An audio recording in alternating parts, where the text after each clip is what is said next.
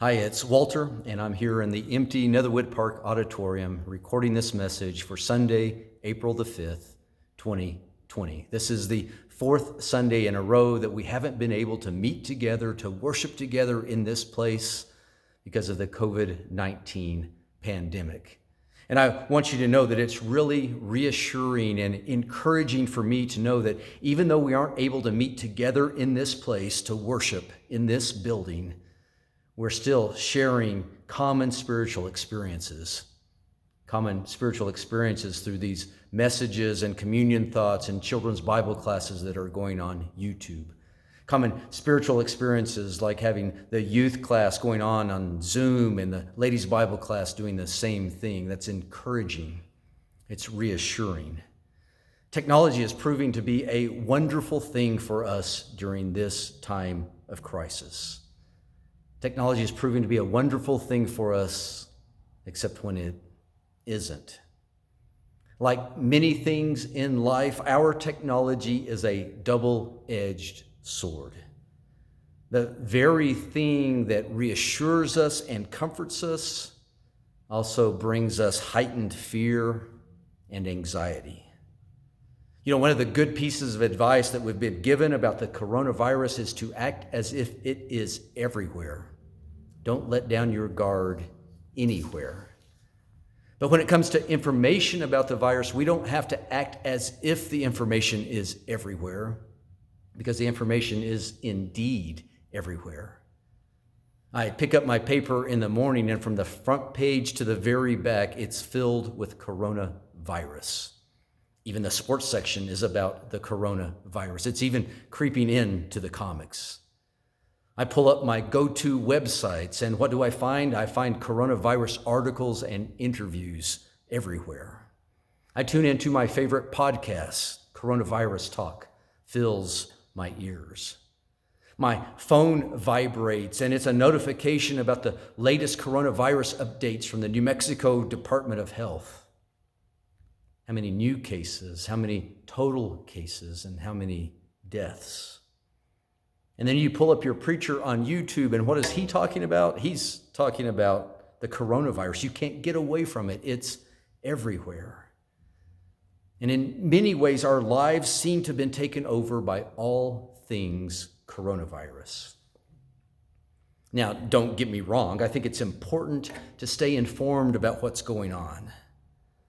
But I also think it's dangerous to get consumed by what is going on. Well, why is it dangerous to get consumed? Well, it's dangerous to get consumed by all things coronavirus because that leads us into fear and anxiety. Now, I don't think of myself as a particularly fearful or anxious person, but let me tell you about something that happened to me early one morning this week. I woke up about 2 a.m. with my mind racing down the coronavirus racetrack. How long is it going to last? How's it going to affect my church? How's it going to affect my parents? How's it going to affect my children? How's it going to affect my grandchildren? Am I doing the right things? Are there things that I should be doing that I'm not? Are there things that I shouldn't be doing that I am? And as I usually do when I wake up early in the morning with my mind racing, I reached for my Kindle to read for a little while, to distract my mind so I could fall back asleep. And when I opened up my Kindle, guess what I had been reading when I fell asleep? No, unfortunately, it wasn't a reassuring verse from the Bible. Instead, it was a magazine article. A magazine article about, yeah, that's right, about the coronavirus. And I realized that I had started my day with the coronavirus, and I had ended my day with the coronavirus, and I had filled up most of the time in between with the coronavirus. No wonder I woke up at 2 a.m., anxious and afraid. So I want to share with you a profound truth that I discovered at 2 a.m. You'll probably want to write this down. You may even want to put it on posters and t-shirts. A profound truth from 2 a.m. And here it is. If the coronavirus is the only thing you look at, then coronavirus is the only thing you're going to see. If it's the only thing you're going to look at, it's the only thing you're going to see. I love reading about the Old Testament prophets, especially Elijah and Elisha in 1st and 2nd Kings. And 2nd Kings opens up with a transition from Elijah to Elisha. And it's a very dramatic transition. Elisha witnesses Elijah taken up into heaven in a whirlwind. And then Elisha doesn't even skip a beat. In short order, he heals a water source for all time. And then he calls a couple of bears down to punish some young men who've been making fun of his bald head. Obviously, one of my favorite Bible stories. And then Elisha miraculously provides oil for a widow, and then he restores a woman's only son back to life. And then he has a skeptical Naaman dip in the Jordan River to heal his leprosy. And then to top it all off, he makes an iron axe head rise to the top of a river. And as you read those stories, there is no doubt that Elisha is a man of God. God is with Elisha. And it turns out that's really important for Elisha to know because his own life is about to be threatened.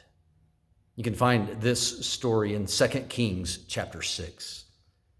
And in there you'll read that the king of Aram is making war against Israel. And Elisha does his part for Israel by repeatedly warning the king of Israel where the Aramean army is located. And this so frustrates the king of Aram that he calls all of his officers together and he demands that they reveal which one of them is the traitorous spy that's feeding this information to the king of Israel. But those officers, they know what's really up. They tell the king what's really up. They tell the king that it's not any of us that's giving Israel this information. No, it's the prophet Elisha. They say that Elisha, the prophet of Israel, tells the king of Israel the very words you speak in your bedroom. As you might guess, this makes the king very angry. So the enraged king of Aram sends a very large force at night. He sends it to the town where Elisha is. He sends it to surround the town because he's going to put a stop to what Elisha's doing for the Israel army.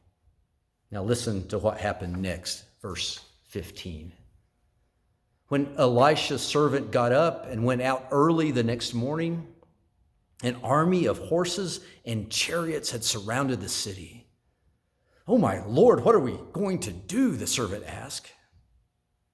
"Don't be afraid," Elisha answered. "Those who are with us are more than those who are with them."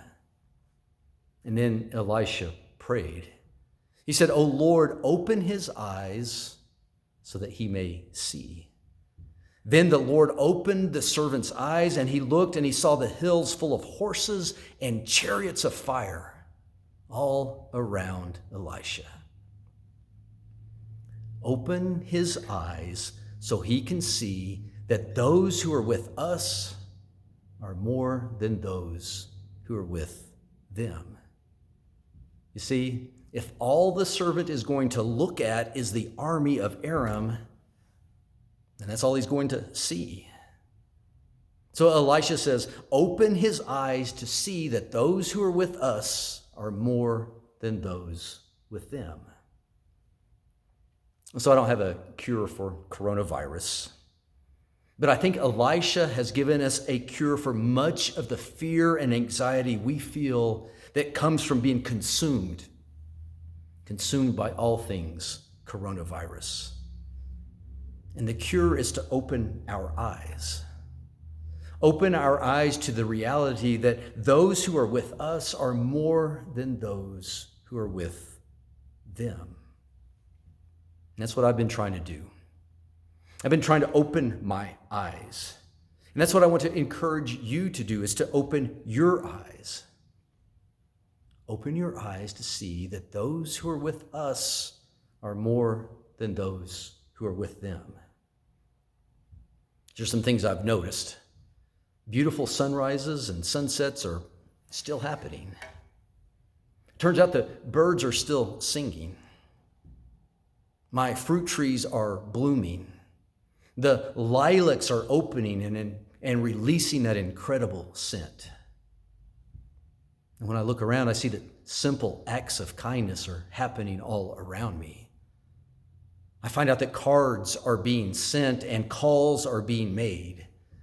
Masks are being sewed. Groceries are being delivered, and prayers are constantly rising up to heaven. And I'm not waking up at 2 a.m. filled with fear and anxiety. I'm not waking up at 2 a.m. filled with fear and anxiety because I now understand that if all I look at is the coronavirus, then that's all I'm going to see. So I'm filling up much of my space with prayers and with phone calls, with worship music, and I'm going to bed at night reading about God's servant Elisha instead of reading about a virus. And my eyes have been opened to see that those who are with us are more than those who are with them. Those who are with us are more because those who are with us are greater than them. See, although it may seem that everything has changed, this remains the same. Those who are with us are more than those who are with them. Those who are with us are greater than those with them.